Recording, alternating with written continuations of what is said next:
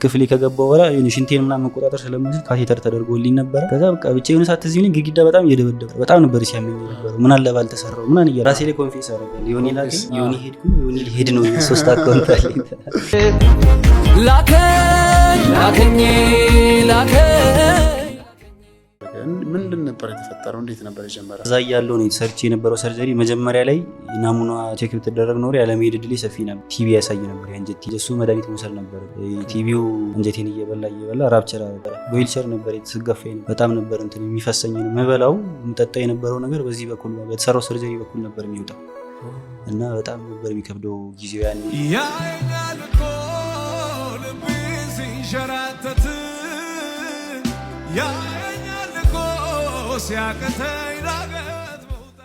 ፔኑን አንተ ረጅም ጊዜ ችለኸው ምንድን ባወራው አንደርስታንድ የሚያደርገኝ ሰው የለም ነው ወይስ ለሰው አሳልፈ መስጠት አልፈለክም? ነገሩ የሆነ የመጀመሪያ ሰሞን ላይ ይሻላል። ምን እንደሚያስነሳባት አታውቅም፣ በምን እንደሚጀምራት መምጫው ምን እንደሆነ አታውቅም። ግን ያማል። መድኃኒቱን ወስዳለሁ ምን እላለሁ፣ ምንም ለውጥ የለውም። በዚህ ያኔ ስራዬን መስራት አልቻልኩም። ምግብ በስነ ስርዓት አልበላም። የበላሁት አይስማማም። ሆድ ቁርጠት ነበረኝ፣ ማስቀመጥ ነበረኝ፣ ደም ነበር የሚወጣ።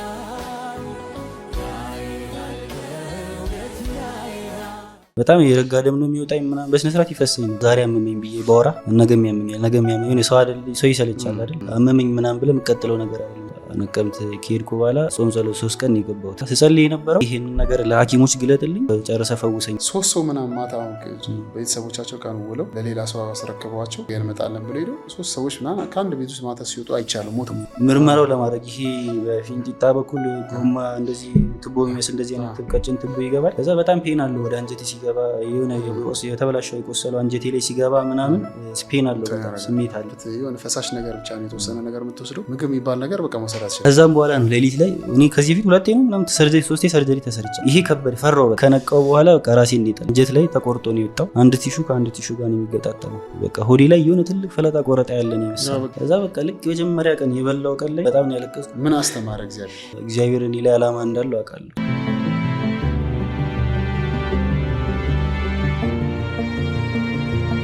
እንግዲህ ከዮኒ ጋር ቆንጆ ቆይቶ ይኖረናል። ዮኒ እንኳን እንዳመጣ እንኳን ደህና ቆየኝ። ደስ ብሎኛል በጣም ስላገኘሁ። እኔም ደስ ብሎኛል በጣም አብሬ ስለሆንኩ። በጣም በእንደዚህ አይነት ሁኔታ እንግዲህ መልክ ተመልሶ ፈገግታ ተመልሶ ምናምን ስላየው የምር ነው ደስ ያለኝ። መጨረሻ ጊዜ ስንመጣ ቤት ትዝ ይለኛል የነበርክበት ነገር ከያዕቆብ ጋር ነበር የመጣ ነው። ዘማሪ ያዕቆብ ሚሊዮን እና ትንሽ ያሳዝን ነበር የነበረው ሁኔታ። በጣም የሆነ የሚያስጨንቅ ስሜት ነበረ የነበረውና ያ ነገር አልፎ ደግሞ እግዚአብሔር ዛሬ ለምስጋና ስላገናኘን የምር በጣም ነው እግዚአብሔር ማመሰግነው። እግዚአብሔር ይመስገን። አመሰግናለሁ። ጌታ በጣም መልካም ነው። በጣም ብዙ ነገር አድርጓል በአንተ ህይወት። አሜን። እንግዲህ ዛሬ እንድንገናኝ የፈለኩት ዮኒ ጌታ ከሰራው ነገር አንጻር ሰው በጣም በብዙ መንገድ ያልፋል። በዚህ ዘመን ብዙ አይነት ችግር ውስጥ ቻሌንጅ ውስጥ ምናምን ነገር ያልፋል። አንተንም ያለፍክበት ነገር አለ፣ መተንም ያየነው ነገር አለ። ሶሻል ሚዲያ ላይ የሚሰሙ ሰዎች አይተዋል የነበርክበትን ነገር። ዛሬ ያውላ ነገር አልፏል በእግዚአብሔር መልካምነት። ግን ያለፍክበትን ነገር እንድናወራው ፈልጋለሁ። በጣም ስቃይ ነበረ፣ ከባድ ጊዜያት ነበሩ። እኔ ያው ስላየው ማለት እንዴት ፊል አድርገን እንደመጣን እና ያዕቆብ ያኔ ያየ ሰው ነው የሚያውቀንና እሱ እንድናወራ ነው የፈለኩት። መጀመሪያ እንዴት ነበር? እስኪ መጀመሪያ ስለአንተ ትንሽ ነገር ነግረን ብንጀምር ደስ ይለኛል። ዮኒ ማን ነው የሚለው በተወሰነ መልኩ። እኔ ዮኒ ላከኝ ነው የአባቴ ስም ላከኝ የአባቴ ስም ይመስላችኋል? ሙሉ ስሜ ዮናታን ደርቤ ይባላል። ስራ ላይ ነው ያሉት። ከስራማ አይደለም የሚጀምረው። ከስራ በፊት እስቲ ትንሽ ወደ ኋላ ወደ ልጅነት ዮኒ ማን ነው የሚለውን ነገር ብትነግረን ደስ ይለኛል። እኔ የተወለድኩት ባሌሮቢ ነው፣ አዲስ አበባ አይደለም የተወለድኩት። ባሌሮቢ ላይ ነው የተወለድኩት። በልጅነቴ ነው ወደ አዲስ አበባ የመጣሁት። ቤተሰቦቼ ለስራ ወደዚህ ሙቭ ሲያደርጉ እኔም አብሬያቸው ወደዚህ መጣሁ። ከዛም በኋላ እዚሁ አዲስ አበባ ነው ያሳለፍኩት ረጅም ጊዜ። ጌታን ከልጅነቴ ጀምሮ ነው የማውቀው። ያደግኩት ቃሊቲ ሕይወት ብርሃን ቤተክርስቲያን ውስጥ ነው። እዛ ሕይወት ብርሃን ውስጥ በብዙ አገለግል ነበረ ምናምን አገልግሎት እዛ አገለግል ነበረ። ከዛም በኋላ ያው እያለ እስካሁን ቀጥለን አገለግል ነበር። ስትል ግን ትዘምር ነበር? ኳየር ላይ ከጀርባ የሚቆሙት አሉ አይደል? ከነሱ ነበር ቀሚሱን አድርገውና ከጀርባ የሚቆሙት ውስጥ ነበር። ከዛ የሆነ ሰዓት ላይ ዝም ብዬ እንደ ሳውንድ ማን ሞኝ ነበረ። ከዛም በኋላ ተወኩት። ሙዚቀኛ አይደለም እንዴ? ዝም ብዬ ሳውንድ መጨረኛ እንትና እቺ የሆነ ሰዓት ላይ ኢንጂነሩ ሲያሳየን ዝም ብለን እሱ ሲቀርኛ ዝም ብለን እናስተካክል ነበር ምናምን። የተማርከው እዛው ቃሊቲ አካባቢ ነው እድገት ምናምን? እዛው ነው በቃ ከልጅነቴ ጀምሮ እስከ ቅርብ ጊዜ እስካለፈው 4 ዓመት ምናምን ድረስ እዛው ቃሊቲ ነበር የነበርኩት። እዛው ነው የተማርኩት። ልጅነቴን የሚያሳልፍኩት እዛ ነው። እንትን ብዬም ብዙ የተማርኩትም ያሳለፍኩትም እዛው ነው። ጓደኞቼም እዛው ሁሉ ነገር እዛ ነበር ቃሊቲ። ከዛ በኋላ ትምህርት ኮሌጅ ምናምን እንዴት ነበር? ትምህርት ላብራቶሪ ሜዲካል ላብራቶሪ ነው የጨረስኩት። ሕክምና ላይ ነው የምሰራው። እሱን ጨርሻለሁ። እሰራለሁ አንድ መንግስት ሆስፒታል ውስጥ ነው የምሰራው። ላብ ቴክኒሻን ሆስፒታል ውስጥ ነው የምሰራው። ብዙ ሰዎች ዝም ብዬ ቦዘኔ ነው የሚመስለው። እንደዛ መስላቸው ብዙ ሰዎች ላከኝ ምናምን ስትል ማትገመት ሰው በጣም ብዙ ሰው እንደዛ ነው ከሚገምት በተቃራኒ ነው ያለ ነገር እና ቁም ነገረኛ ነው ደግሞ ከባድ። በጣም ያኔ አሁን ስላንተ ሳስብ በጣም ብዙ ሰዎች የሚያውቁ ላከኝ የሚል አንድ ወንድማችን ሲሳይ መዝሙር ነው ላከኝ። እሱ መዝሙሩን ስለሰራበት እንትን ስለምንተዋወቅ ስለምንግባባ ጠይቄዋለሁ። የሆነ ጊዜ አፖስትል ታምራት ይሰብካል ስብከት እየሄዳችሁ እንትን ማለት አለባችሁ ምናምን እያለ ሲል ከዛ ተነስቶ ነው ላከኝ ምናምን የሚለውን ነገር የመጣው። ግን በጣም ፌመስ ያደረገው አንተ ነህ። ስምህም ሆነ ኮንቴንትም ሆነ እንዴት ነው ቲክታክ ወደዛ ነገር የመጣው? ያገኘው ሰዓት ላይ እኛ ጋር የመጣ ጊዜ ነው። ከዛም በኋላ ነው ከኔ ስብከት ተነስቶ ነው የጻፈው ምናምን ብሎኝ ነበር። እኔ ዝም ብዬ ነው የጀመርኩት። እንደ እንትን አይደለም አስቤበት አቅጄበት ምናምን ሳይሆን ኤርፖርት ሰው ልንቀበል ሄድን። ከዛ ዝም ብዬ ላከኝ ብዬ አይደለም የዛን ቀን የሰራሁት። ሰው ልንቀበል ሄድን። ከዛ ሰው ሸኛለሁ ብዙ ጊዜ እና ሁሌ ምንድነው መሸኘት እኔስ መቼ ነው የምላከው አይነት ብዬ ቪዲዮ ሰራሁ። መቼ ነው የሚሄደው ምናምን ብዬ ቪዲዮ ሰራሁ። ኔክስት ታይም ላይ ሰው ልቀበል ሄድኩ። ተሻሽሎልኝ ልቀበል ሄድኩ። የሸኝ ሄድኩ ልቀበል ሄድኩ። ከዛም በኋላ ነው እንትን ላይ ቲክታክ ላይ መዝሙሩን አየሁት። ከዛ ዝም ብዬ ሰራሁት። ከዛ በቃ እየደጋገምኩት ምናምን መጣው። ከዛ እንደዛ ሆነና በቃ ከኔ ጋር እንትን አለ። ከዛ ዮኒ ላከኝ ብዬ ስሜንም ቀየርኩ፣ ኮንተንት አደረኩት። ግን በቃ እንደዛው ቀጠለ። የሆነ ጊዜ ደግሞ ሄድኩኝ ብለህ ስምን ቀይረ ሰዎች ልጁ እንደም ሎ ኦፍ አትራክሽን ይሰራሉ ብለው ሲሰሩባ ይቻላል። ሄድኩኝ እኮ ሌላ አካውንት ነው። ሄድኩኝ ሌላ አካውንት ነው። አይ አይደለም ሄጃለሁ ምናምን ብለህ እንጂ ሄጃለሁ ራሴ ላይ ኮንፊስ አደረጋለሁ። ዮኒ ላከኝ፣ ዮኒ ሄድኩኝ፣ ዮኒ ሄድ ነው 3 አካውንት አለኝ። እኔ ጥያቄ ምንድነው እንደዚህ በጣም መሄድ ይፈልከው ምንድነው ከዚህ ሀገር ያጣው ነገር? የሆነ ሰዓት ላይ በጣም መሄድ ፈልግ ነበር። አሁን ሳይሆን የዛሬ ዓመት አካባቢ በጣም መሄድ ፈልግ ነበር። ብዙ ሰዎች ኢንቪቴሽን ምናምን ይልኩልኝ ነበር ምናምን ሞክሬያለሁ። ብዙ ቦታዎች ሞክሬያለሁ። እግዚአብሔር ፈቃድ ስላልሆነ አልሆነም። ሪጀክት አደረጉ። ሰዎች ይሄን አይተው ኢንቪቴሽን ይላኩልህ ሰዎች አሉ። ኢንቪቴሽን ይላኩልኝ አሉ። ኮንሰልታሲዎች የሞከሩልኝ አሉ። ከዚህ በኋላ አንተ በቃ ወይ በትምህርት ወይ በጋብቻ ካልሆነ አትሄድም ብለውኝ ማይሆን ሆነ በጣም። አሁን ደግሞ ሳስበው አለመሄዴ ልክ ነበረ። ሄጄ ቢሆን ኖሮ እንደዚህ አይነት ሲቹዌሽን ላይ ታመሜ በነበርኩበት ሰዓት ላይ እዛ ሄጄ ቢሆን ኖሮ ደግሞ ብቻዬን አልችልም። ሕክምናው ምናምን ላገኝ እችላለሁ። ግን በዛ ብቻዬን እነዚህ አይነት ሲቹዌሽን ላይ ይከብደኝ ነበረ እና እግዚአብሔር ሀሳብ ስለነበረው ነው ያልሄድኩት። እዚሁ ያስቀረኝ እግዚአብሔር በሌላ ሀሳብ ስለነበረው ነው ብዬ ስለማስብ አለመሄዴም ሪጀክት መደረግም ተመስገን። ብዙ ሪጀክት ተደረክ እንዴ? 3-4 አልተደረኩም። 3-4 አረባክ አዲ ደግመህ ትመጣለህ አታፍርም ነው የሚመስለኝ። እነሱ እየደጋገሙ ሸኛ። ይገርም ነው በጣም። ይሁን እንግዲህ ከጨዋታው መለስ ስንል ደግሞ በጣም በቅርቡ በጣም ታማ ነበር። በእርግጥ አንተ ያው ከጓደኞች ምናምን ስሰማ የሆነ በሽታን አፈነ ይዘው ምናምን ነገር ለሰውም ላለማውጣት ሰው ላለማስቸገር ምናምን ነው እንጂ ረጅም ጊዜ ታማ እንደነበር ምናምን ነገር ሰማሁ። ግን በቅርቡ ነገሮች ከቁጥጥር ውጭ ሲሆኑ ከአንተም ብዙም ገንዘብ ሲያስፈልግ ከአቅመ በላይ ምናምን ሲሆን ይፋ ተደረገ። ምንድን ነበር የተፈጠረው? እንዴት ነበር የጀመረ ህመም? ህመሙ የጀመረው 2014 ላይ ነው። 2014 ላይ ትርፍ አንጀት ተብዬ ሰርጀሪ ተሰርቼ ከተሰራው በኋላ ባዮፕሲ ናሙና ይላካል። እሷም ባዮፕሲ ውጤት ሳላይ ነው ለስራ ነው ወደ ጂጂጋ ሄድኩኝ። ጂጂጋ ከሄድኩ በኋላ እዛ የነበረው ሲቹዌሽን ምናምን ትንሽ ይከብድ ነበር። የነበርኩበት ቦታ አየሩ ምኑም አይመችም ነበረ። ከዛ እዛ ያለው ነው የተሰርቼ የነበረው ሰርጀሪ። መጀመሪያ ላይ ናሙና ቼክ ብትደረግ ኖሮ ያለመሄድ ዕድሌ ሰፊ ነበረ። እዚህ ቲቪ ያሳይ ነበር፣ የአንጀት ቲቪ ያሳይ ነበረ ምናምን። ለአንጀት እሱ መድኃኒት መውሰድ ነበረብኝ ሳልሄድ በፊት። ከዛ እሱን ቼክ ሳላረግ ምናምን ሄድኩት ወደዛ። ከዛ እዛ ከሄድኩ በኋላ ነው ተሰርቼ የነበረው ሰርጀሪ ራፕቸር አደረገ። ቲቪው አንጀቴን እየበላ ራፕቸር አደረገ። ከዛ በቃ ያኔ በጣም ከባድ ጊዜ ነበረ። እዛ የነበርኩበት ሰዓት ላይ በጣም የሚከብድ ጊዜ ነበረ። ቤተሰብ የለም፣ እናት የለም፣ አባት የለም፣ እዛ ጋር ወንድሞች የለም፣ ጓደኞች የለም። ኢቨን እንኳን ድረሱልኝ ብሎ ለመደወል ስልክ እጄ ላይ አልነበረም፣ ለመምጣት እጄ ላይ ብር አልነበረም፣ ምናምን መታወቂያ ምናምን እጄ ላይ አልነበረም። ብቻ የነበርኩበት ቦታዎች ላይ እነዚህ ነገር አይፈቅድም ነበር፣ አይቻልም ነበር እነዚህ አይነት ነገሮች። ከዛ በቃ ሕክምና ወደ ጅጅጋ ሆስፒታል ሄድኩኝ። እዛ የተወሰኑ እንትኖች ካደረግኩ በኋላ ወደ አዲስ አበባ ተላኩ።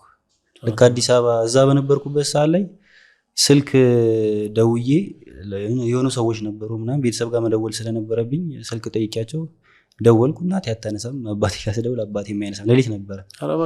ከዛ ወንድሜ እንደዛ መታመመን አያውቁም፣ ማንም አያውቅም። ከዛ ወንድሜ ጋር ደወልኩ። ወንድሜ ተይዟል ያል ግን ደግሞ ደወለ እሱ። ከዛ በቃ ፍርሃት የነበረው ማላቅበት ሀገር ነው ያለሁት። ስለዚህ እንደዚህ ልሰራ ነው ሰርጀሪ ትሰራለህ እየተባልኩ ነው የሆነ ነገር ከሆንኩም ምናምን ብዬ ነው የደወልኩት። ከዛ የባሰ አስጨንቋቸው እንደዛ ስላቸው። ከዛ ማዘር ላይ ጥቂት ቆርጬ እመጣለሁ አለች ምናምን። ከዛ በቃ እዛ ወደዚህ ይላክ ተባለ፣ አዲስ አበባ ይላክ ተባለ። ወደ አዲስ አበባ መጣሁ። ወደ አዲስ አበባ ከመጣሁ በኋላ ያኔም በቃ የሆነ በጣም ከስቼ ነበረ። ፎቶ ምናምን ካያቸው ምናምን በቃ አልንቀሳቀስም ነበረ። በዊልቸር ነበር የተስጋፋ ነበረ። በጣም ነበር እንትን የሚፈሰኝ ነው የምበላው የምጠጣ የነበረው ነገር በዚህ በኩል በተሰራው ሰርጀሪ በኩል ነበር የሚወጣው እና በጣም ነበር የሚከብደው ጊዜው። ያኔ በጣም ከባድ ነበር። መጀመሪያ ያለፍኩበት እንትን ይሄ ነበረ። ከዛም በኋላ ነው ይሄው ላይ መጣው። ያኔ ፌስቱላ ይባላል የሆነ ነገር በተፈጥሮ መውጣት ካለበት በተቃራኒ ሲወጣ ፌስቱላ ይባላል። እና እኔ ስበላ ስጠጣ ምናምን ኖርማል እንትን አልጸዳዳም ነበር። የሚወጣልኝ በእንትን በኩል ነው፣ በሰርጀሪ ሰራው በኩል በፈሳሽ ነበር የሚወጣ። ከዛ እሱን ለማስታመም ምናምን ተብሎ ኢንፌክሽን ይጸዳ ነበር ቦታው። 6 ወር 7 ወር ክፍት ነበር ወዲህ በቃ እዚህ የተሰራው ሰርጀሪ ላይ ክፍት የተጸዳ ይሸፈናል ምናምን የቲቪ መድኃኒቱን እስከጨርስ ድረስ ማለት ነው። እዚህ ከመጣሁ በኋላ ቲቪ መድኃኒት መጀመር አለበት ተብዬ እየጀመርኩ ቲቪው መድኃኒቱን ስውጥ ነው የሚወጣ ፈሳሽ እየቀነሰ ወደ ቦታው እየተመለሰ የሚመጣው። ስለዚህ ከተደፈነ ድጋሚ ማበጥ ቻንስ ስላለው ብለው ተሰራ እንትን አለ ተጸዳ እየተጸዳ በራሱ ሰዓት ሸፈነ። ከዛ ያኔ እየሸፈነ በመጣበት ሳለ መጀመሪያ የነበረችው ጠባሳ ምናምን እንደዚህ የነበረ ቦታ ላይ ኮምፕሊኬሽን ምናምን ነበረ። እሱ በደንብ መድኃኒቱን ከጨረስኩ በኋላ ምናምን ከዛ ሐኪሞቹ ኖርማል ላይፍ እንደምቀጥል ከዚህ በኋላ መቀጠል እንደምችል ምናምን ነበር የነገሩኝ። 100% ያለቁና የተናጠል ካርታ የተዘጋጀላቸውን የሪያሊቲ ሪል ስቴት 9ኛ ፕሮጀክት አፓርትመንት ሽያጭ ልንጨርስ ጥቂት ቤቶች ብቻ ቀርተውናል። አስቀድማችሁ ለገዛችሁ ደንበኞቻችን እንኳን ደስ አላችሁ እያለን እድሉ ላመለጣችሁና ለተቆጫችሁ ደንበኞች አዲስ የምስራች አለን። በተመሳሳይ ጥራትና በላቀ ዲዛይን ቁጥር 2 ዲፕሎማት አፓርትመንት ለሽያጭ አውጥተናል። አፓርትመንቶቻችን በውስጡ ከመሰረታዊ መገልገያዎች በተጨማሪ ስቲም፣ ጂም፣ ሳሙና እንዲሁም ሰፊ ቴራስ ከባለ 1 እስከ ባለ 3 መኝታ በተለያዩ የካሬ አማራጮች ያዘጋጀን ሲሆን በተጨማሪ የሰራተኛ ክፍል ከራሷ መታጠቢያ ጋር ስቶር እና ላውንደሪ ክፍልን በውስጡ ያካተተ ሲሆን ታዲያ በ15% ቅድመ ክፍያ ብቻ በረጅም ጊዜ ምቹ አከፋፈል የዚህ ቅንጡ አፓርትመንት ባለቤት መሆን ይችላሉ። ለበለጠ መረጃ በ0966 45 20 14 ይደውሉ። ሪያሊቲ ሪል ስቴት። ሙሉ ሰርጀሪ ተሰራ ማለት ነው። ያኔ ራሱን የዘጋው ተከፍቶ ነበር። መጀመሪያ የተሰራው ሰርጀሪ ተከፍቶ ነበረ። ከዛም በኋላ ሙሉ ለሙሉ ነው የተከፈተ። ተርፋንጀት የተሰራው ሰርጀሪ ሙሉ ለሙሉ ነው የተከፈተ። ከዛ ራፕቸር ሲያደርግ እንትን እያለ ቀዳዳ እንትን እያለች ሙሉ ለሙሉ እንትን አለ። ከዛ ይጸዳ ነበር። ከዛም በኋላ ነው ቲቪ መድኃኒቱን ጨረስኩ። በቃ ከዚህ በኋላ ኖርማል ነው መቀጠል ትችላለህ ምናምን ተባልኩ። እሺ ብዬ እኔም ኖርማል ላይፍ መቀጠል ጀመርኩኝ። ከዛ ከሁለት ከ3 ወር በኋላ እንትን እያልኩ ስመጣ የሆነ ያመኛል። እዚህ አካባቢ ሄዳለሁ እንትን ነው ጨጓራ ነው እባላለሁ ምን እንትን ነው እባላለሁ ምናምን። ከዛ እየተደጋገመ ሲመጣ ምናምን የሆነ ስራዬን በስነ ስርዓት መስራት አልቻልኩም። ከዛም በኋላ ነው መጨረሻ ላይ የሆነ ሐኪም ቤት ሄጄ እዛ እንትን ካልኩ በኋላ ነው ክሮንስ ይባላል የአንጀት ክሮንስ ይባላል። አይቢዲ ኢንፍላማቶሪ ባውል ዲዚዝ የሆድ መቆጣት የአንጀት መቆጣት ምናምን የሚባል ነገር ነው መጀመሪያ ላይ። ከዛ እንደዛ እየተባለ መድኃኒት ጀመርኩ። ከዛ እሱን ከጀመርኩ በኋላ የሆነ የመጀመሪያ ሰሞን ላይ ይሻላል። ምን እንደሚያስነሳብህ አታውቅም፣ በምን እንደሚጀምር አታውቅም፣ መምጫው ምን እንደሆነ አታውቅም ምናምን። ግን ያማል። መድኃኒቱን ወስዳለሁ ምን እላለሁ ምንም ለውጥ የለውም በዚህ ያኔ። ከዛ መድኃኒቱን እየወሰድኩ መጣሁ። ወስዶ መድኃኒት በጣም ሳይድ ኢፌክት ነበረው። ሰውነቴን በጣም ነበር ፊቴን በጣም ነበር የሚያሰባብጠው ምናምን። ከዛ እንደዛ እያለ መጣ። በጣም እንትኖቹ ደግሞ በጣም ኤክስፔንሲቭ ነበሩ መድኃኒቶቹ። በተለይ ይሄን አመት ላይ እየተቀየረ በዚህ በአንዱ ሳይሻለኝ ሲቀር በአንዱ ሳይሻለኝ ሲቀር በአንዱ እየተደረገ ሲመጣ የሆነ ባዮሎጂካል የሚባል መድኃኒት አለ መርፌ ነው እሱ ላይ ስደርስ ከዛም በኋላ ነው የሆነ አንድ መድኃኒት ነበረ እንደሱን እየወሰድኩ ስመጣ የሆነ ይሄ እስከመቼ ነው በእንደዚህ አይነት ነገርም ቀጥለው መድኃኒት ወይ ሌላን ፈርዘር ነገርም ካለ ምናምን ጥቁር አንበሳ ነበር ክትትል። ጥቁር አንበሳ ደግሞ እንደምታውቀው አንድ ሐኪም የለም ብዙ ሐኪም ነው ያለው። በወር ስመጣ በወር ሁሉም የተለያየ አስተያየት ነው የሚሰጠኝ። የተለያየ መድኃኒት ነው ወይ ቀንሷል ወይ ጨምሯል ምናምን። ከዛ እንደዛ እያለ ስመጣ እኔ በጣም እየከበደኝ መጣ። ስራዬን መስራት አልቻልኩም። ምግብ በስነ ስርዓት አልበላም። የበላሁት አይስማማኝም። ሆድ ቁርጠት ነበረኝ። ማስቀመጥ ነበረኝ። ደም ነበር የሚወጣኝ። እናንተ የመጣችሁ ጊዜ ቲንካይ ነግሬ ነበር። በጣም የረጋ ደም ነው የሚወጣኝ ምናምን በስነ ስርዓት ይፈሰኝ ነበር ደም።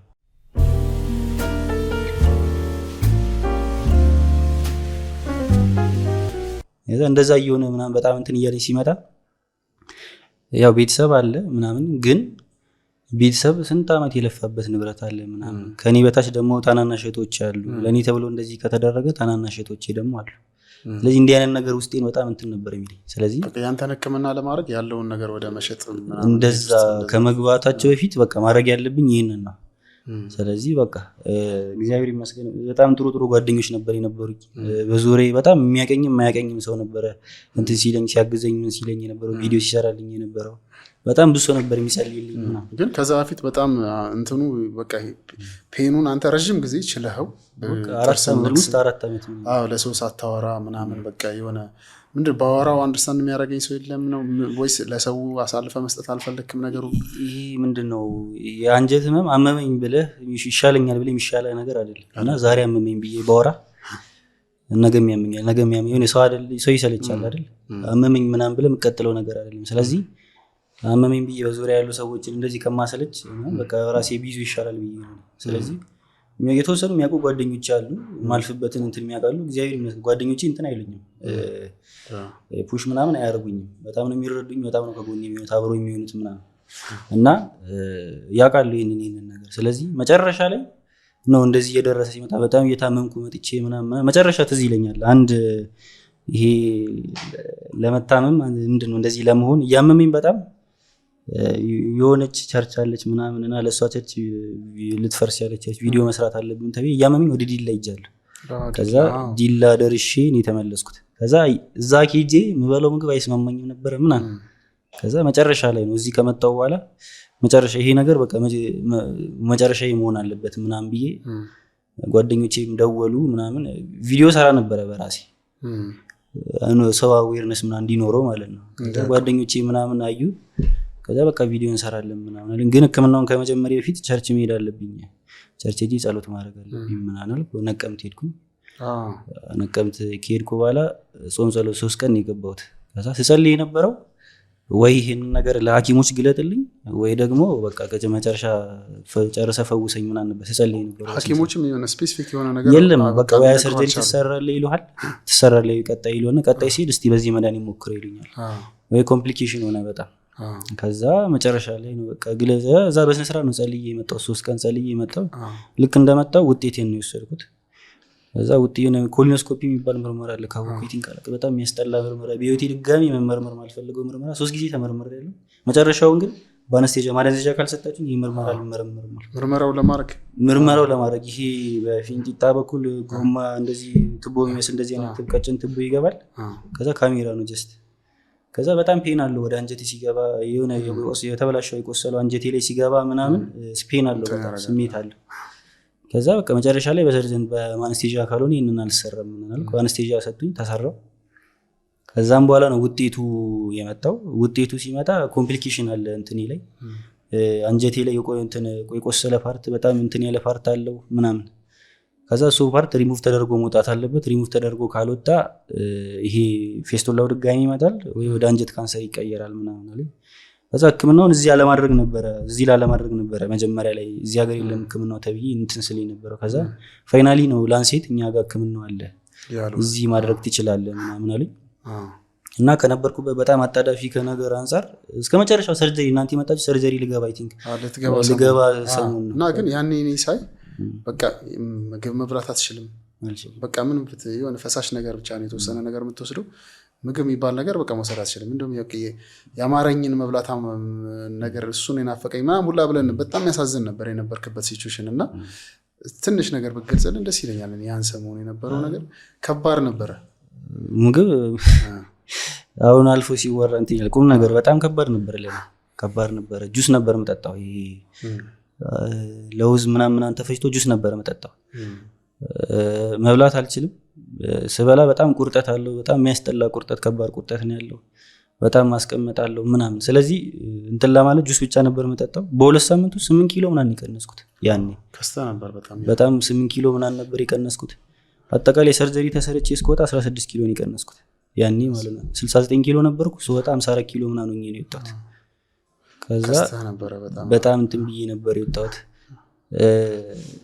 በጣም ከባድ ጊዜ ነበር አልበላም ቤተሰብ በጣም ነበር የሚጨነቀው ምናምን ግን ቤተሰብ እንዳይጨነቅ ደግሞ ምንም ቤተሰብ በእኔ ጉዳይ እንዳይጨነቅ እግዚአብሔር ሰዎችን አስነሳልኝ ጓደኞቼን አስነሳልኝ በጣም የሚያውቁኝ ትላልቅ ሰዎች እነ ቄስ ሙሉነን ምናምን አስነሳልኝ በጣም ቄስ እግዚአብሔር ይባርከው በዚህ አጋጣሚ በጣም ትልቅ ነገር ነው ያደረገልኝ መጀመሪያም ይሄን ሰርጀሪ ከማድረጌ በፊትም ያግዘኝ ነበረ ምናምን ሰርጀሪ ከተሰራውም በኋላ ብዙ ነገር ከጎኔ ነበረ ብቻ እግዚአብሔር ሰዎችን አስነሳልኝ በጣም ኃይለኛ ረብርብ ነበረ በቃ የነበረው ነገር ምናምን ደስ ይል ነበር ብዙ በሶስት ቀን ውስጥ ነው ወደ ሕክምና የገባሁት ቪዲዮ ተሰራ በሶስት ቀን ውስጥ ገንዘቡ ተሰበሰበ ከዛም በኋላ ወደ ሕክምና ገባሁ እንደዚህ ነበር እና እናቴም በጣም ነበር ደስ ያላት አሁን ይሄን ያህል ወይ 4 ሚሊዮን ወይ 5 ሚሊዮን አምጡ ቢባል ወደ ውጪ ተብሎ ኬት ይመጣል ልሽጥ ብትል ራሱ የሆነ ነገር ለመሸጥ ፕሮሰስ ይፈልጋል አይደል ጊዜ ያለው አንተ ደግሞ የነበርክበት ነገር በጣም ጊዜ የሚሰጥ አይደለም በጣም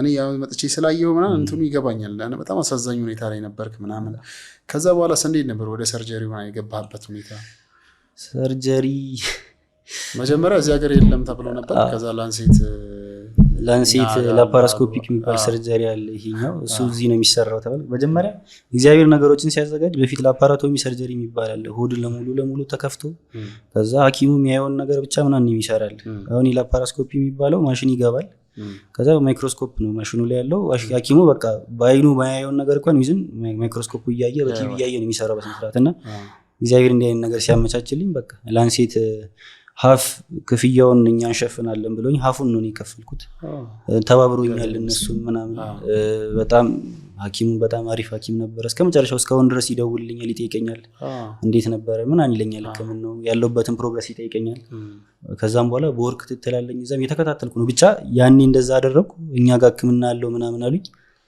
እዛ ሄድኩኝ መጀመሪያ ገባሁ የመጀመሪያ ቀን በቃ ከዚህ ሰዓት በኋላ ምግብ መብላት የለብም ምናምን ተባልኩኝ ውሃ ፈሳሽ ምንም አትጠጣም ተባልኩ መተወስደው ፈሳሹም ጁሱም ምናምን ቀረ ማለት ነው ሰርጀሪ ቆመ ከዛም በኋላ ነው ሌሊት ላይ የሆኑ ፕሮሲጀሮች ነበሩ እነሱን ፕሮሲጀር አደረኩኝ ከዛም በኋላ ነው ሌሊት ላይ እኔ ከዚህ በፊት ሁለቴ ነው ምናምን ሰርጀሪ ሶስቴ ሰርጀሪ ተሰርቻለሁ ይሄ ከበደ ፈራው በጣም ነበር የፈራሁት ይሄ አራተኛ ነው ምናምን ፈራው በጣም ሲሰራ በጣም ነበር ፈራው ገባው ሐኪሙ 7 ሰዓት ነበር የቀጠረኝ 7 ሰዓት ሲደርስ ደነገርኩ በቃ በጣም ፈራ ነበር ማታ 7 ሰዓት ቀን 7 ሰዓት ላይ ከዛ እየጠበቅኩት ነው 7:30 ምናምን ሲል መጣ ከዛ ተጠራው ላይ ግባ ተባልኩ ከዛ በጣም ነበር የፈራሁት በጣም ነበር ፈርቼ ነበር ወጣው ወደ ላይ በቃ ሰርጀሪ ቦታው ላይ ልብስ እስከቀይር ድረስ ምናምን ነገር ቁጭ አለ ከዛ ልብስ ቀይሬ ልክ የሰርጀሪ ክፍሉን ሳየው በቃ ልቤ የተንቀጠቀጥኩ መጣው ከዛ ለጓደኛዬ ልብሴን ቀይሬ ምናምን ወጣውና ለነማዘር ጸልዩልኝ ብዬ እኔ አንዳንዴ ዝም ብዬ የምናገረው ነገር እነሱን ያስጨንቃቸው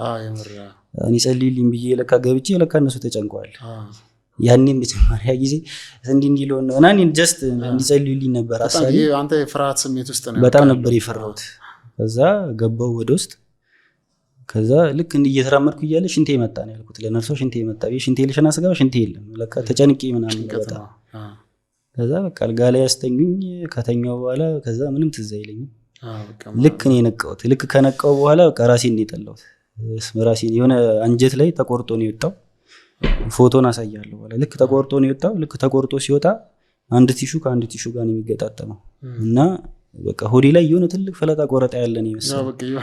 በቃ በጣም ነበር የከበደኝ። በጣም ነበር ስቆጣቸው። ከነርሶቹ ጋር በጣም ስጣላ ነበር። እዛ ለምድር ማስታገሻ ማሰጡኝ ምን አልኛል አለ ፔን በጣም ኃይለኛ ፔን ነበር። በጣም ለምድር ማስታገሻ ይሰጡኛል። 6-7 ይሰጡኝ ምንም ያስታግስልኝ አልቻለም። ከዛም በኋላ ነው በቃ ክፍል እንቀይርና እዛ ወደ እንትን ትመለስና እዛ እንሰጣለን ማስታገሻ ምናምን አለ። እሺ ምናምን ብዬ በቃ ብቻ ወደ አልጋ ቀየሩኝ። ይዞኝ ወጥ ወደ ላይ ልክ ክፍሌ ከገባው በኋላ የሆነ ሽንቴን ምናምን መቆጣጠር ስለማልችል ካቴተር ተደርጎልኝ ነበረ። ከዛ በቃ ብቻ የሆነ ሰዓት እዚህ ላይ ግድግዳ በጣም እየደበደብኩ ነበር። በጣም ነበር ሲያመኝ ነበር። ምን አለ ባልተሰራው ምናምን እያልኩ ነበር። በጣም ከባድ ነበረ። ጓደኞቼ ምናምን በቃ ወይ እኔ ይሻላሉ እያሉ ይገባሉ። የኔን ሁኔታ ሲያዩ ይወጣሉ ምናምን በቃ እና የሆነ ከባድ ነበር። የመጀመሪያው ቀን ወይ የመጀመሪያው ለቀን ከባድ ነበር። ያስጨንቃል በጣም ፔኑ በጣም ከባድ ነበር። ግን ከዛም በኋላ እንዲህ ቶሎ ይሻለኛል ብሎ የጠበቀ ሰው የለም። በጣም ቀላል አደረገልኝ። ወዲያውኑ የተሻለኝ ጊዜ አልፈጀም። ቶሎ ማገገም ጀመርኩ። ቶሎ ወደ ቤት የገባው ምናምን እግዚአብሔር ስራ እጅ ስላለበት ወደ ቤት የገባው ነው። ኦልሞስት 3 ወር ምናምን እየሆነኝ ነው። 3 ወር አሁን በጣም ፒስ ነው። በጣም ደህና ነኝ። አሁን የፈለኩትን በላለሁ፣ እንደ የፈለኩትን ጠጣለሁ ምናምን። ክትትሎች አሉ፣ ህክምናዎች አሉ። እነሱን እያደረኩ ነው። መድኃኒቶቹ ተቀንሰውልኝ እየወሰድኩ ነው። ግን እግዚአብሔር ይመስገን ምንም በፊትም ቢሆን ሀሳብ የነበረው ቢያንስ ይሄን መድኃኒት እየወሰድኩ ለምንድን ነው የሚሻለኝ? መድኃኒት እየወሰድክ ሲሻለ እንኳን እኮ ችግር የለውም፣ ግን እየወሰድኩ አይሻለኝም ነበር እና ይሄ ነበረ። ይሄ በጣም አንዳንዴ ጤና ማለት በጣም እኮ ወሳኝ መሰረታዊ ነገር ነው። እኔ ማዘሬታማ ሆስፒታል 3 ወር አካባቢ አሳልፌያለሁ እና እዛ ጥቁር አንበሳ በቃ ነገር አልችልም። ሰው ለጤና ቫልዩ መስጠት የጀመርኩት እኔ ከዛ በኋላ ነው።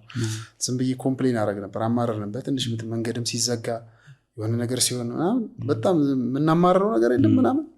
ግን ጤናን የመሰለ ነገር በጣም በህይወት ውስጥ ሰው ላይ የጤና ቫልዩ ትልቅ ነው። እኔ ህይወት ባላሰብኩበት ቦታ ውስጥ ነው የሆነ ቦታ የወሰደች። ራሴን የታገኘሁት በአንድ ጊዜ ሆስፒታል ውስጥ ነው ያገኘሁት። ተኝቼ መውጣት አልችልም፣ መፈለግ እንትን ባልችል ምናምን። ከዛ የሆነ ሰዓት ከሆስፒታል ወጥቼ ራሴን አራባ በሆነች ቤት ውስጥ ነው ያገኘሁት። ጠዋት ስነሳ 16 እንትን ቆጥራለሁ፣ የኮርኒስ እንትን በቃ እንደዚህ አይነት። ከዛ ጤና ምንድነው በኖርማል እየተንቀሳቀስን ባለንበት ሰዓት ላይ ኖርማል ሊመስለን ይችላል። ግን እንደዚህ የታመመ ሰው ነው የሚያውቀው፣ አልጋ ላይ የተኛ ሰው ነው የሚያውቀው። ህመሙ የሚያውቀው ከታመመ ሰው ጋር ስታወራ ነው አይደል? እንደዚህ አይነት ሲቹዌሽን ላይ ካልሆነ በስተቀር አታውቅም። ጭራሽ የነበርክበትን ማንም አይረዳም። ዋጋ ቫልዩ አለው። ፊሊንጉ አይገባም የሆነ ካልተያዝክ በስተቀር በጣም እኔ አሁን እዛ ያየሁት እኔ አሁን ማታውን ኢመርጀንሲ ነበረች እሷ እና 10 ሰው 12 ሰው ምናምን ነገር አለና 3 ሰው ምናምን ማታውን ቤተሰቦቻቸው ቀን ውለው ለሌላ ሰው አስረክበዋቸው ሄደው ነገ እንመጣለን ብለው ሄደው 3 ሰዎች ምናምን ከአንድ ቤት ውስጥ ማታ ሲወጡ አይቻልም። ሞተው ገባ። ጤና ማለት በቃ ከዛ በኋላ ህክምና አካባቢ ያሉ ሰዎች ደግሞ ጭራሽ ኤክስፓየር አደረገ ምናምን የሚሉት እነሱ መማሪያቸው ነው እዛ ጋር ላይ ኢንተርኖቹ ምናምን። ግን ጤነኛ መሆን ምንም ነገር ባይኖር ጤነኛ መሆን በጣም ቫልዩ እንዳለው ገባኝ። እንዲህ ቁጭ ብሎ መነጋገር በጣም ትልቅ ነገር ነው። ይህን መያዝ እንደዚህ ይህን አንስቶ መጠጣት በጣም ትልቅ ነገር ነው። ለምን በቃ የሆነ ነገር ከጎደለች ማድረግ አትችልም ያኛው። እና የጤና ቫልዩ ሰው እያንዳንዱ ሰው እኔ ቢገባው ደስ ይለኛል። እኔ እየበላው መጨረሻ ቪዲዮ ለቅቅ ያለው ሳለ እየበላው እና ሁሉ ጊዜ ምኞቴ የነበረው ሳያመኝ ይሄ ምቾት እንትን ሳይለኝ ምናምን መብላት በጣም ነበር ምኞቴ የነበረው። በጣም ትልቅ ምኞቴ የነበረው እሱ ነው። መቼ ነው በስነ ስርዓት ቁጭ ብዬ የምበላው? ስበላ ማየት ጨጓሬ ይሄ አንጀቴ ምናምን ሳይል ሲያስቀምጥ የምበላው መቼ ነው ምናምን ሁሌ ነበር እንትን የሚል። ከዛ በቃ ልክ መጀመሪያ ቀን የበላው ቀን ላይ በጣም ነው እንትን ያልኩት፣ በጣም ነው ያለቀስኩት፣ በጣም ነው እንትን ያልኩት። በስነ ስርዓት ከብርቅ ነገር ነው መብላት። በጣም ሰዎች የማይረዱት አሁን በስነ ስርዓት ሰው እያደረገ ያለው ነገር በላለው ነው ጊዜ የምትበሉትን የምትጠጡት ነገር በስነ ስርዓት ምንም ሳይሰማቸው የምትበሉ ሰዎች እድለኛ ናቸው። ምንም ሳይመስላቸው የሚበሉ ሰዎች፣ ምንም ጨጓራ ሳያማቸው የአንጀት ላይ ምንም ሳይላቸው ምናምን የሚበሉ ሰዎች በጣም እድለኛ ናቸው። ተመስገን፣ ለሱ እንኳን ተመስገን ማለት አለበት አንልም እኮ እኛ እኮ እኔ አሁን ድሮ በቃ ጠዋት ስነሳ ምናምን እንትኑ አይገባኝም። መነሳት የሆነ በጣም ብርቅ ነገር እንደሆነ አይገባኝም። ከዛ በኋላ ነው በደንብ የተማርኩት። ጠዋት በቃ ተኝተህ ምናምን ጠዋት ስትነሳ ሲነጋለ ከዚህ በላይ መታደል የለም። መበላው ቁርስ ባይኖረ ራሱ ከነጋለ በጣም እግዚአብሔርን እያመሰግንክ እልል እያልክ ነው መነሳት። እሰይ ነጋ እያልክ ነው መነሳት ያለብህ። ከዛ ቀን የምትውል ከሆነ የምትራመድ ከሆነ የምርማ በቃ ይሄ ጤነኛ ፊሊንግ ካለ ሰው በጣም እግዚአብሔርን ማመስገን አለበት። ምን ተማርክ ግን ይሁን አንተ አሁን በዚህ ምን አስተማረ እግዚአብሔር? በጣም ብዙ ነገር ነው ያስተማረኝ። አለማማረር ትልቁ ነገር አለማማረር ነው ያስተማረኝ። እኔ ምንም አይነት ሁኔታ ላይ ይሁን ምንም አይነት ሲቹዌሽን ላይ ይሁን ምንም አይነት ነገር ላይ ልሁን እግዚአብሔር እኔ ላይ ዓላማ እንዳለው አውቃለሁ። ይሄ ነገር ለምን አልሆነ ብዬ ሁሌ እንዳዝ ይሄ ነገር ለምንድን ነው ያልሆነው ምናምን ሁሌ እንትን ነበር። ለምን ሁሌ እኔ ላይ ብቻ እንደዚህ አይነት ነገር የሚሆነው ምናምን ነገር እል ነበር። ስለዚህ ይሄ እኔ በወስዳቸው የነበራቸው መድኃኒቶች ግፊት አምጥቶብኛል እና ይሄ በዚህ እድሜ ለመረው ግፊት የሚይዘኝ ለምንድነው እንደዚህ መሆኑ ምናምን እንትን ነበር። ግን እግዚአብሔር ሀሳብ አለው ክብሩን በእኔ ላይ ማሳየት ስለሚፈልግ ነው ሁላ ነገር የሚያደርገው እንጂ እኔ መፈወስ ምናምን አቅቶት አይደለም። ግን እኔ ላይ ክብሩን ማሳየት ይፈልጋል። እኔ እንትን ማለት ይሄ እሱ ላይ ያለኝን እምነት ትረስት በጣም እንድጨምር ይፈልጋል። ይህን ስለሚፈልግ እኔ ማስተማር ስለሚፈልግ ነው ይሄን ያደረገው እንጂ ሌላ ምንም አይደለም። ከዛ ባለፈ በዙሪያዬ ሰው ምናምን ሰው የለኝም ምናምን ብሎ እንትን ይላል አይደል? እኔ ደግሞ በጣም ሰው እንዳለኝ ያየሁበት ነው። በጣም በዙሪያዬ ጓደኞቼ ያሉ በጣም አይ ቲንክ የትኛውን ጠርቼ የትኛውን እንደምል አላውቅም። ብዙ ነበሩ። በጣም ሆስፒታል አብሮ ተኝቼ በነበረበት ሰዓት ላይ ቤተሰቦቼን ቤት ልከው ከኔ ጋር እያደሩ የሚያስተምሩኝ ጓደኞች ነበሩ። ቤት እየመጡ የሚጠይቁኝ ጓደኞች ነበሩ እስከ መጨረሻ ቀን ድረስ። በቃ እኔ ተነስቼ እስከወጣ ቀን ድረስ ቤቴ ሰው ይመጣል። በጣም ሰው ይመጣል። በጣም ማንትን ምላቸው ሰዎች ማልገመጣቸው ሰዎች እኔ ጋር እንደዚህ ሰው ይሄን ያህል ይወደኛል እንዲህ እስክል ድረስ ማለት ነው። በቃ መንገድ ላይ አሁን ተሻለ ሆይ እንዴት ሆንክ ምናምን የሚለኝ ሰው አለ እና ይሄን ያህል ድረስ ነው ሰው የሚወድ። በጣም ነበር ሰው የሚጸልይልኝ ቮይስ ይልኩልኝ ነበር ሲጸልዩልኝ ምናምን ይሄ በህብረት ምናምን ሲጸልይልኝ ምናምን ሪከርድ አድርገው ይልኩልኝ ነበር ምናምን እና የብዙ ሰዎች የጸሎት ርዕስ ሆኜ ነበር። እግዚአብሔር ሰዎችን አስነስቶልኝ ነበር ምናምን። ለዚህም ነው ነገሮች በጣም ቶሎ ቅልል ብለው ያለ ፍጥንጥን ብለው ያለቁት እና አንዳንድ ጊዜ ሰዎች እንዲህ ነገሮች ፍጥንጥን ብለው ሲያልቁ አንዳንድ ሰዎች ደግሞ እንትን ይላሉ ይሄ ምናምን የሚሉት ነገር ይኖራል። ግን እግዚአብሔር መልካም ነው። ይህንን ያደረገው እግዚአብሔር መልካም ነው። ቶሎ እንዲሻለኝ ፈለገ። ቤተሰቦቼ እንዳይጨነቁ፣ ቤተሰቦቼ እንዳያዝኑ፣ ይሄ ምናምን እንዳይሉ ሁሉም ነገር አመቻችቶ እግዚአብሔር ነገሮችን ለመልካም ቀየረ፣ ለበጎ አደረገ። እግዚአብሔር ይመስገን። አስተምሮን ያልፋሉ አንዳንድ ነገሮች። አሁን እግዚአብሔር መቼስ ሰውን በክፉ አይፈትንም። ክፉ ነገር በሽታ ምናምን የእግዚአብሔር አይደለም። ግን ከዛ ውስጥ ግን የሆነ ነገር እንድንማር ያደርገናል። አሁን ኮምፕሌን ማድረግ በተለይ ቅድማው ስላነሳው ነው። ኮምፕሌን ማድረግ በጣም የብዙዎቻችን ህይወት የተያዘበት ምክንያት በማማረር ይመስለኛል። እኔ ማለት እግዚአብሔር የሰጠን በጣም ብዙ ነገር። አሁን አንተ ሀብት እኮ ነው። በዙሪያ ያሉ ሰዎች ምናምን በጣም ሀብታም ብትሆን ልታገኝ አትችልም እንደዚህ አይነት ወዳጅነት። ገባህ አይደል? ስለዚህ ኦልሬዲ ሀብታም ነህ ማለት ነው። እንደዚህ አይነት ወዳጅነት ከታጠርክ ለችግር የሚደርሱ ሰዎች ካሉ ገባህ። ከዛ እግዚአብሔርን ማመስገን በእያንዳንዱ ነገር በጣም እግዚአብሔርን ማመስገን ቫሊዩ እንዳለው እኔ በጣም በብዙ ተምሬያለሁ። ተረዳኝም። ኮምፕሌን ስናደርግ የበለጠ ነገራችንን እያወሳሰብ ነው እየጨመርን ምናምን ምንመጣው ሁሌ ስናማረር። ግን ተመስገን ማለት በጣም አሪፍ ነገር ነው። አሁን አንተ በጣም በወጣትነት እድሜህ ከባድ ፈተና ነው ያየው። እኔ መጥቼ ስላየው መቼ ማለት አረሳውም። ያን ቀን የነበርክበት ሁኔታ በጣም የሚያሳዝን ሁኔታ ላይ ነው ያለው። በደንብ መንቀሳቀስ አትችልም። መብላት ምናምን ጭራሽ አይታሰብም። ፈሳሽ ነገር ነው የምትወስደው ምናምን። በእንደዚህ አይነት ሁኔታ ውስጥ ሆነ ግን እግዚአብሔር ከአንተ ጋር ነበር። ዛሬ ደግሞ አልፎ ይኸው እንደዚህ ለምስጋና እንደዚህ ፖድካስት ለመስራት በቃ እሱ ብቻ ሳይሆን አሁን ለምሳሌ እኔ ልክ ገና ስለኔ ቪዲዮ መለቀቅ ሲጀምር ስልኬን ከየት ያገኘው አላውቅም፣ ከየት ያምጣው አላውቅም። በጣም ነበር ስልክ የሚደወልልኝ። ኢቭን ኢፍ መድኃኒቶቹ በጣም ነበር የሚላኩልኝ ከውጭ መወስዳቸው የነበራቸው መድኃኒቶች ምናምን በጣም ነበር የሚላኩ። አሁን የመድኃኒት ሀሳብ ችግር የለብኝም። በቤቴ ሙሉ ነው መድኃኒቱ። ይሄ ምንድነው በጣም ዶዙ ቀን በፊት 175 ሚሊግራም ነበር የምወስደው። አሁን 50 ተደርጎልኛል። ቀንሶ ከ50 እየቀነሰ ነው የሚሄደው። ውሰድ እስከተባልኩት ወስዳለሁ። እኔም ደግሞ ከንትን ካለ ለሰው ሰጠዋለሁ። ምንም እንትን የሚለው ነገር ግን እግዚአብሔር ነገሮች እንዴት እንደሚያስተካክል እንዴት እንትን እንደሚል ምናምን ይደውልልኛል ሰው ምናምን በቃ አንስቼ የሆነ ሰዓት ላይ ለሁሉም ማስረዳት ይከብዳል። እንዲህ ነበር ማለት ህመም ላይም ስለነበርኩኝ እንዲያል። በዚህ አጋጣሚ ሁሉንም በጣም ነው የማመሰግነው። ለሁሉም በጣም የተለየ ሪስፔክት ነው ያለኝ፣ የተለየ እንትን ነው ያለኝ። በጣም ነው የማመሰግነው ሁሉንም። የትኛውን እንትን እንደምል አላውቅም። ብቻ ታምሜ እዛ ተኝቼም በነበረበት ሰዓት ላይ እግዚአብሔር ትልቅ እንትን እንዳለው የምታውቀው የሆነ መዝሙር ማዳምጠው መዝሙር ራሱ ራንደም ሊኒ ያለው እግዚአብሔር ዩቲዩብ ላይ ስገባ ፊት ለፊት ነው ይመጣል። የሆነ የምረት ይተፋ መዝሙር አለ ደሙ የሚል ደሙ በጉበኔ ላይ ስለተቀባ ሞት አለፈ ደራቀ ከኔ ጋር ምናምን የሚለው መዝሙር እና እኔ ሰርች አድርጌው አይደለም መጀመሪያ ሰርጀሪ ልገባ ያልኩ ቀን ላይ ሌሊት ላይ መዝሙር ልክፈት ብዬ በአንዱ ስልክ ቀርጬዋለሁ። ሲቹዌሽኑ ልክ ስገባ መጣ እሱ በቃ ይሄና የሆነ ኦሮምኛ መዝሙር አለ የዋጫ ኢንደርቤ በሪ ቦይቻ ምናምን ኢንደርቤ በሪ ረኪና ምናምን የሚል መዝሙር አለ እና ሁለቱ መዝሙሮች በቃ ለኔ በዛ በነበርኩበት ሰዓት ላይ ላይፍ በቃ ከዚህ በኋላ መሰማቸው በጣም በቀን አንዴ ምናምን ሰማቸዋለሁ እና በጣም እግዚአብሔር በእኔ ላይ ፊል ታደርገው ነበር። በቃ እግዚአብሔር በደንብ ፊል አደረገው ነበር። ምንድነው ምን ሆንኩ መሰለህ? ከዛ ታሚሜ ከተነሳው በኋላ ሁሉም ነገር የሚያስለቅሰኝ ሰው ነው። ምንም ኤቭሪ ሲቹዌሽን ያስለቅሰኛል። የሆነ ነገር ስሰማ እንቤ ነው ይመጣው፣ የሆነ መዝሙር ስሰማ እንቤ ነው ይመጣው፣ የሆነ ነገር ስንትን ስል ምናምን። ዛሬ ራሴን በጣም ተቆጣጣሪ ነው እያወራ ያለው። ሁሉም ፖድካስት ላይ ማልቀስ እንዳይሆን በጣም ራሴ ዛሬማ ለምስጋና ነው የተገናኘው። ስለዚህ ባለቅስም ማለቅሰው ለእግዚአብሔር ክብር ነው። ስለዚህ በጣም ወደ ቡቡ ምናምን የእግዚአብሔር ምሕረት የታየበት ሰው አይነት አለ አይደል? ዝም ብዬ ባለፈው ራንድ ሚሊዮን የይስሐቅ መዝሙር ከፍቼ አዳንከኝ ምናምን የሚለው መዝሙር ከፍቼ ሌሊት ላይ ነው ከዛ ለይስሐቅ ለራሱ ጽፌለታል። በቃ የሆነ ሲቹዌሽን ፊልም የምታደርገው ነገር አለ አይደል? እኔ የነበርኩበትን እኔ ነው የማውቀው፣ ያሳለፍኩትን እኔ ነው የማውቀው፣ ማየት እንትን ላይ እንደነበርኩ እኔ ነው የማውቀው። ስለዚህ ያን ሲቹዌሽን ላይ ሰምቼ ቡቡ ነው ነው የሆነ ነገር ስሰማ እንበይ ነው የሚመጣው። ብቻ እግዚአብሔር ያን ጊዜ ያሳልፋል። ሰይጣን እንትን አይልም፣ በዙሪያ ሁሉ ጊዜ ይዞራል። አሁን ያ ነገር ሲያልፍ ሌላ ነገር ይዞብል ይመጣ ምናምን ይሞክራል ምናምን። ስለዚህ ግን እዛ ጋር ያለው እምነት ጥንካሬ ይሰጣል። እዛ ጋር ያለው እግዚአብሔር ያሳየኝ እኮ ወይ ግለጥልኝ ወይ ፈውሰኝ ብዬ ጸልዬ መጥቼ ወይ ቶሎ ነው በቃ እንደዚህ አይነት ሰርጀሪ ተሰርቶ ሰው የወጣውን ያሳያሉ። እንደዚህ ያ ሄደ። ግን 3 ቀን የጸለይከው ጸሎት በደንብ ነው እግዚአብሔር በቃ ከልቤ ነው የጸለይኩት፣ ተንበርክኬ ከልቤ ነው የጸለይኩት በቃ ምናምን ብዬ ማለት ነው። ይበቃኛል መስራት። አሁን ወደ 26 ዓመት እየሄድኩ ነው ምናምን። ስለዚህ በዚህ እድሜ ስለ በሽታ ስለ መድኃኒት ምናምን ማሰብ አይደለም ያለብኝ፣ ፎር ፊቸር ነው ማሰብ ያለብኝ። ወንድ ልጅ ነኝ፣ ምን ሰርቼ ነው ከዚህ በኋላ ትዳር የሚይዘው ምናምን የሚለው ነገር ያሳስበኛል፣ የቤተሰብ ነገር ያሳስበኛል። ስለዚህ እንዲህ አይነት ነገሮች ከኔ መራቅ አለባቸው። ይሄ ምናምን የሚለው ለጊዜው እነዚህ ነገሮች መጥተው አለባቸው። ለጊዜው ሲሆን ከነጨራሹ ብዙ ነገር ነው ማስበው። ከዚህ በኋላ ትምህርት የመቀጠል ሀሳብ አለኝ ምናምን።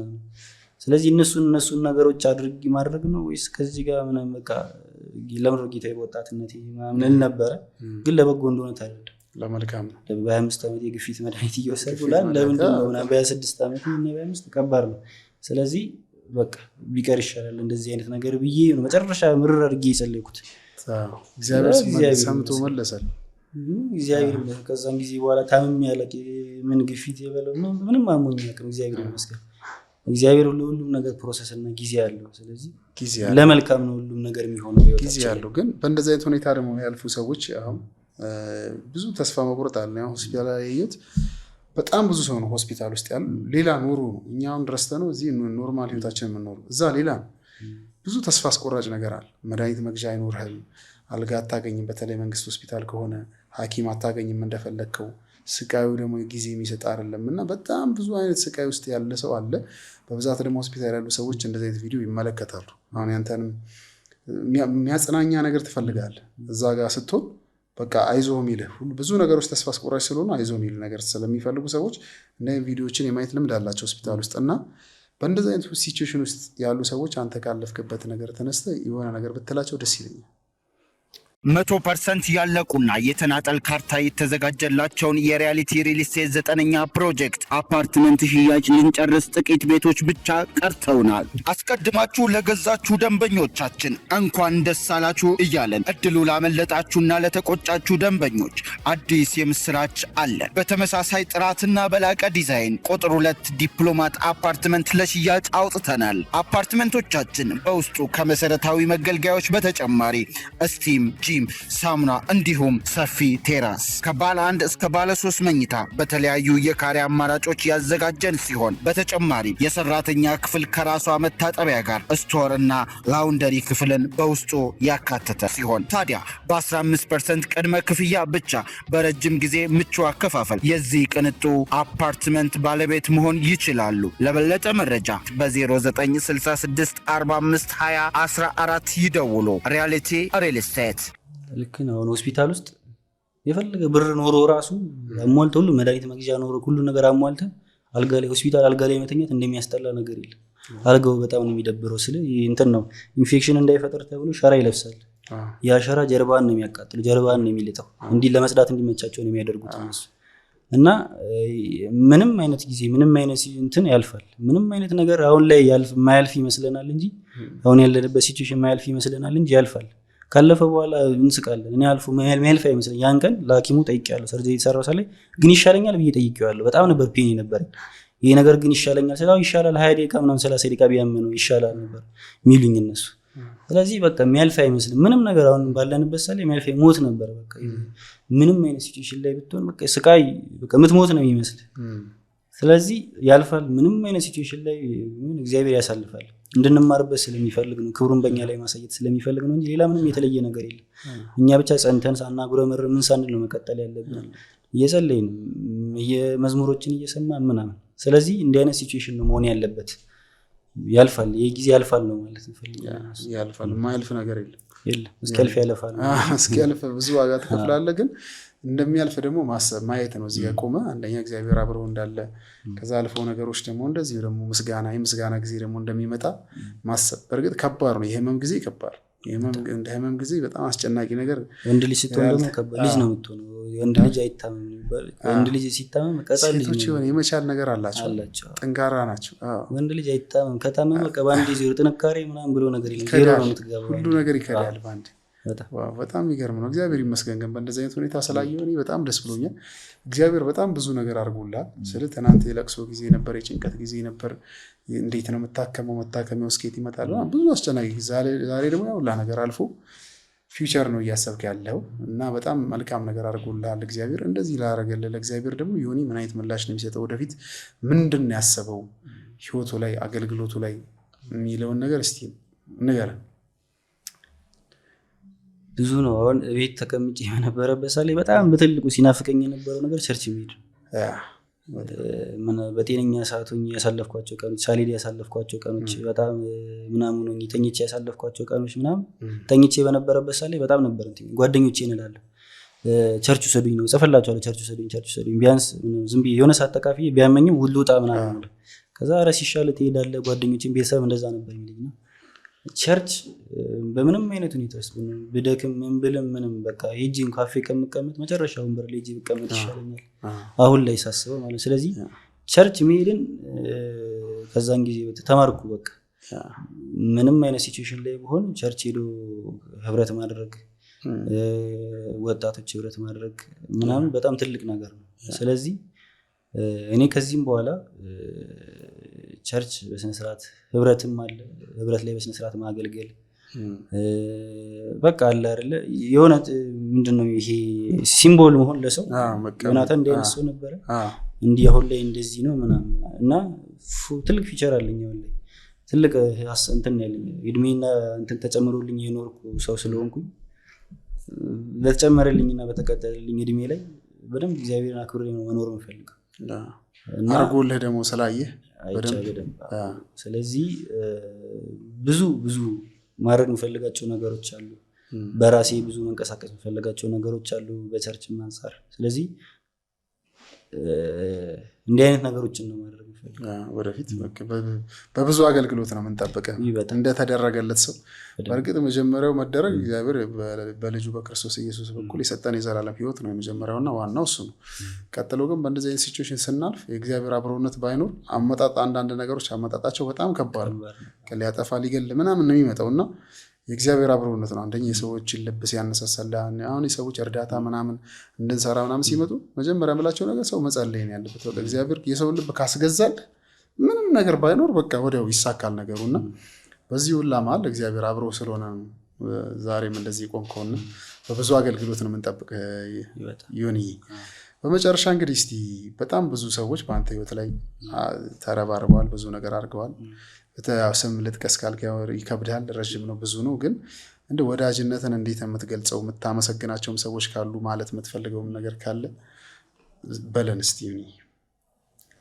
መጀመሪያም የሆነ እንደ እንትን ሳይሆን እንደ ምስጋና እንትን ሳይሆን ይሄ እንደ መስፈርት ምናምን ሳይሆን እግዚአብሔር መመስገን ስላለበት በመጀመሪያ እግዚአብሔርን ነው መመስገን የምፈልገው። መመስገንም ክብሩንም መውሰድ ያለበት እግዚአብሔር ስለሆነ ማለት ነው በእኔ ቤት ላይ። ቀጥሎ ቤተሰቦቼ እናቴም አባቴም በተለይ ወንድሜም በጣም በእኔ ዋጋ ከፍለዋል። ስንት ዓመት ዋጋ ከፍለዋል። አሁንም ቢሆን ወንድሜም ባለቤቱም ስራቸውን ትተው ምናምን ከኔ ጋር ነበር ሲያሳልፉ ሆስፒታል ሲያሳልፉ የነበረውና አመሰግናለሁ ማለት አልፈልግም። አመሰግናለሁ ብዬ እንትኑ ማቅለል አልፈልግም። ቃላት ያጥረኛል። ስለዚህ እግዚአብሔር ብድራታችሁን ይክፈላችሁ፣ እግዚአብሔር ትዳራችሁን ይባርክላችሁ ማለት ነው የምፈልገው። እነሱ እናቴን በቃ ለእናቴ ቃል የለኝ፣ ሁሉ ጊዜ ነው እንትን የምለው። በጣም ነው የምወዳት፣ በጣም ነው ማከብራት። የእሷ ጸሎት ነው ቤት ውስጥ እንደዚህ እንትን እንዲል ያደረገውና በጣም ነው የምወድሽ፣ በጣም ነው ማከብርሽ። አባቴንም በጣም ነው የምወደው፣ በጣም ነው ማከብረው። ስራውን ትቶ ምናምን ነው ከኔ ጋር የሚያሳልፍ የነበረው። የአባቴ ስታፎች፣ የእናቴ ስታፎች በጣም ነው ሁሉንም ማመስገን የምፈልገው። ከዛ ባለፈ ግን ጓደኞቼ በቃ ይሄ እንደ አንድ ትልቅ ቶፒክ ከነዚህ ባለፈ እንደ አንድ ትልቅ ጓደኞቼን በጣም ነው ማመስገን የምፈልገው። ጓደኞቼ ማለት አልፈልግም ከወንድሞቼ ነው የሚላቸው ባትዋለድም አለ አይደለ መወለድ እኮ ቋንቋ። ስለዚህ ጓደኞቼን በጣም ነው ማመስገን የምፈልገው። ስፔሲፊክ ይሄን ቻሌንጁን እንዲጀምርልኝ ያደረገውን ማስተር አብነትን በጣም ነው ማመስገን የምፈልገው። መጀመሪያ የደወለልኝ እሱ ነው። ረጅም ጊዜ እንተዋወቃለን ምናምን እንኳን ላንተ አይደለም ለብዙ ሰው አይደለም እንደዚህ አይነት ነገር የምናደርገው ኢቭን ኢፍ መኪናዬን ሽጬ እንኳን እንድትታከም ነው ማለት ቃል በቃል ነው ያለኝ። እንድትታከም እናደርጋለን ችግር የለውም ምናምን ያለኝ ደውሎ እሱ ቻሌንጅ አስጀመረ። በቃ ጓደኞቼ እንዳለ በቃ ማቃቸውም ማላቃቸውም ማለት ነው ማቃቸው ማንግባባ የተጣላን ሁላ ማንግባባ ልጆች ሁላ ቤት የመጣው ሰርተው። ስለዚህ እግዚአብሔር ክፍትፍት ነው ያደርግልኝ ነገሮችን። ከዛም ባለፈ ቄስ ሙሉነ እኔ አባቴ ነው የምለው አባቴ ነው የምለው አባቴ ነው የምለው ምንም እንዲህ ብዬ እንዲህ አቅልዬ የማወራው ነገር አይደለም። ትልቅ ነገር ነው። ታምሜ በነበረበት ሰዓት ላይ ለእኔ ትንሽ ነገር ቫሊዩ አለው። ግን ይሱት በጣም ይሄ ለማታውቀው ሰው ምናምን ይልሃል አይደል?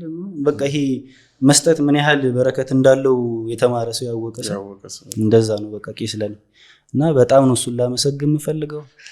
ከዛ ባለፈ ጓደኞቼ ሙሉ በሙሉ ሆስፒታል እየተቀያየሩ እያደሩ እንትን እያሉ ቤት ከገባውም በኋላ ሐኪም ቤት መሄድ ስፈልግ ይዞኝ እየሄዱ ምናምን ብቻ በጣም ነው ማመስገን የምፈልገው። ስራ ቦታ ስታፎቼን በጣም ነው ማመስገን፣ አለቆቼን በጣም ነው ማመስገን የምፈልገው ምናምን ብቻ እግዚአብሔር ይመስገን አልፎ ስላወራሁት ይሄ ያ ጊዜ አልፎ ይሻለኛል ባልኩበት አፌ ተሽሎኝ ስላወራሁ በጣም ነው ደስ ያለኝ። እግዚአብሔር መልካም ነው ለሁሉም። በእኔ ላይ ታምራቱን ስላሳየ ብዙ ሰዎች እምነት ስለሆነ እግዚአብሔር በእኔ ላይ እንትኑን ስላሳየ በጣም ነው ደስ ያለኝ። እግዚአብሔር ይመስገን። አሁን የተንቀሳቀሽ የሚሄድ እግዚአብሔር በእኔ ላይ ምህረቱን አሳይቷል። ሰዎች ከኔ ብዙ እንትን ይላሉ እና እግዚአብሔር ምህረት ማሳያ ስለሆንኩኝ በጣም ነው ደስ የሚለኝ። ከዚህ ውጪ አንተንም ማክበረ ስለጋበዝክኝ የህይወት ተሞክሮዬን እንዳሳልፍ ስለረዳኝ እንድናገር ስለረዳኝ በጣም ነው የማመሰግነው። እናንተም ከጎኔ ነበራችሁ። በጣም ጌታ መልካም። እግዚአብሔር ይመስገን። በጣም እግዚአብሔር መልካም ነው። እናመሰግናለን። ግን ከዚህ ሁላ ነገር ሰው እንዲይዘው የፈለግኩት ነገር እኔ ያልፋል የሚለው ለመዛች አልጋ ላይ ተኝተህ በጣም በሚያሳዝን ሁኔታ አይቼ መብራት ማትችልበት መንቀሳቀስ በደንብ ማትችልበት በደንብ ማውራትም ራሱ የሚደክመህ የነበረ ሰዓት ላይ አይቼ ነበር በቅርብ የወራት ታሪክ ነው። ከዛ ደግሞ ነገሮች ተቀይረው እንደገና በደንብ ድነህ ብዙ ነገሮች ተስተካክለው ደግሞ እግዚአብሔር አግዞ እንደዚህ ደግሞ በቃንና ያልፋል። በጣም ኤቭሪቲንግ ምንም ያላችሁበት ሲቹዌሽን በምንም አይነት ሁኔታ ውስጥ ብትኖሩ ያላችሁበት ነገር ያልፋል፣ እግዚአብሔር ያሳልፋል። ይህን የመጨረሻ መልእክታችን። በጣም አመሰግናለሁ ዮኒ ስለመጣ እዚህ ጋር ደግሞ እንደገና እግዚአብሔር ያረገልህን ነገር ሼር ስላረከን በጣም አመሰግናለሁ። የተከበራችሁ ተመልካቾቻችን እንግዲህ ከዮኒ ጋር የነበረን ቆይታ ይህን ይመስል ነበር። ሳምንት ከሌላ እንግዳ ጋር እንመጣለን። እስከዛው እግዚአብሔር ሁላችንም በያለንበት ይባርከን ይጠብቀን። ሰላም